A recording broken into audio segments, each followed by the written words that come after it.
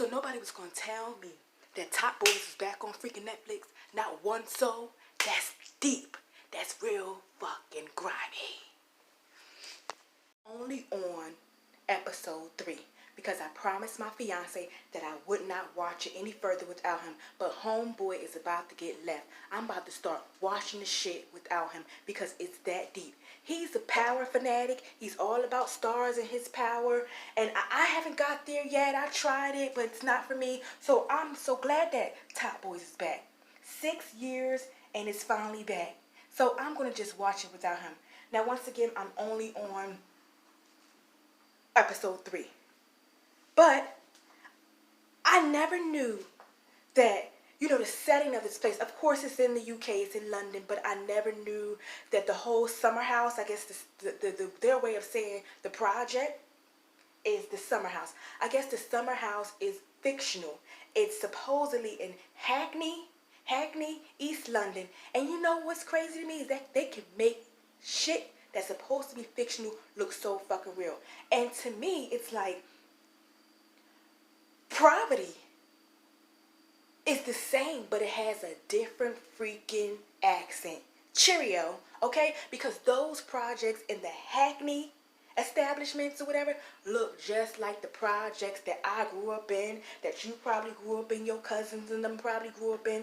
You could tell no difference. But what humbled me the most and just made me relive those moments of being back in that type of environment is when Jamie's brothers was cooking.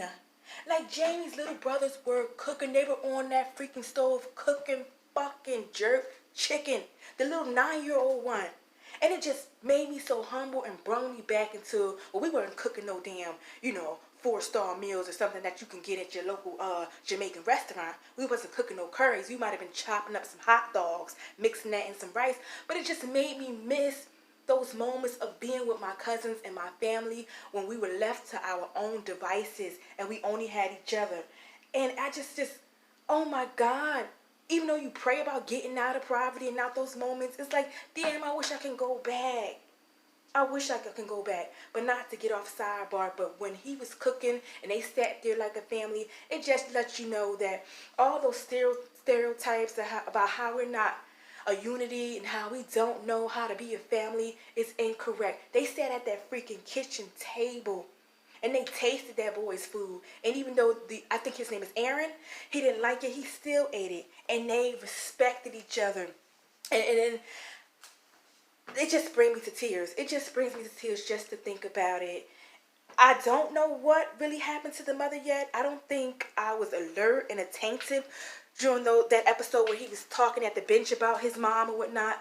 But I give that man, let me put my damn tripod down, because kudos to the producer and the director for making that shit look so real. Making that shit just so believable and just highlighting what African Americans, or not African Americans, London, whatever per se, they go through. It's the same thing, but different dialect, different language.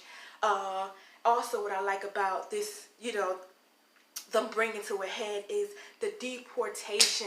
Like, that's not only happening in America, honey, that's happening in other countries. And for the, immigration just be knocking on everybody's door, looking for papers. Like, what the fuck? What the fuck can these people breathe? It's like every time I turn on something, from Orange is the New Black to this, it's like deportation is every fucking where. It's everywhere. Like, I'm still lost, so I'm going to have to recap and do another video, but I'm lost. Like, how did Duchesne or whatever, how did he wind up in Jamaica, man? Like, what is going on? And why the freak? Like, if I'm going to get arrested, I'm going to get arrested in the UK. You seen them motherfuckers wearing their real clothes?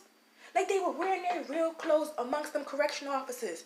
I'm like, damn. And then I had to zoom in and look inside of the room, the part where I guess he pours acid on his enemy.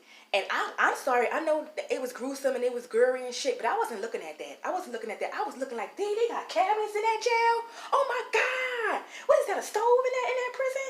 Like, I was zooming in on those elements, Like, he got on a fucking jumpsuit. He got on regular clothes? Is those Nikes and Jordans and shit wears his orange outfit. It is so different in the UK. Like, if I'm gonna get arrested, I gotta get arrested in there. Them motherfuckers had too much motherfucking freedom. And I shouldn't be cursing on this, but I'm so excited. Like, when my guy looks at his goddamn power, I'm gonna be all into Top Boys. He did make a little funny joke and said, damn, Drake must have put some money in that shit. He must have put some money in that Netflix pot. But guess what? It was overdue. It was overdue. Six long years. Are you ready, guys? Let's keep each other posted. Cheerio. Or is that Australian?